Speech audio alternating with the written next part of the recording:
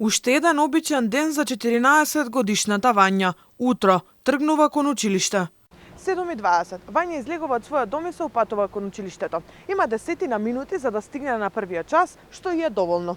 Упатена кон основното училиште Песталоци, пешачи по прометни улици во период кога многу луѓе одат на работа, а има и голем сообраќајен метеж. Сигналот од телефонот и се губи неколку минути по 7:30 во непосредна близина на булеварот Партизански одреди, односно регионот на Дебармаало.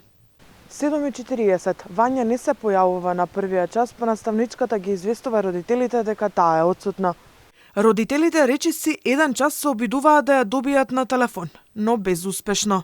Откако родителите не можат да стапат во контакт со 14-годишното девојче, се јавуваат во полиција и почнува потрагата по неа.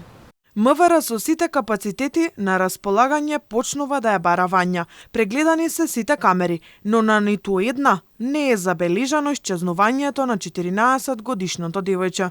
За решавање на случајот и пронаоѓање на лицето веднаш по добиената пријава, вклучени се целосните капацитети на СВР Скопје на највисоко ниво. Извршени се низа разговори со лица блиски на малолетничката, прегледани камери и така натаму. Истрагата продолжува интензивно и во текот на ноќта. Апелираме да не се шират дезинформации, а МВР постојано ќе информира јавноста се до пронаоѓање на малолетничката.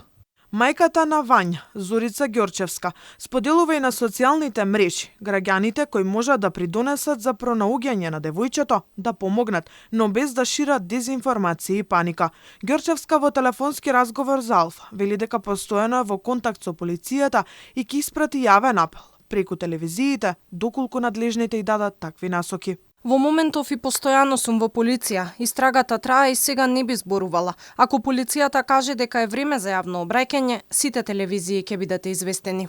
Вања е облечена во црни панталони со странични џебови, светло-син џемпер, црна кратка зимска јакна и бели патики. Доколку некој ја видел или слушнал нешто за Вања, мајката апелира да се извести полицијата.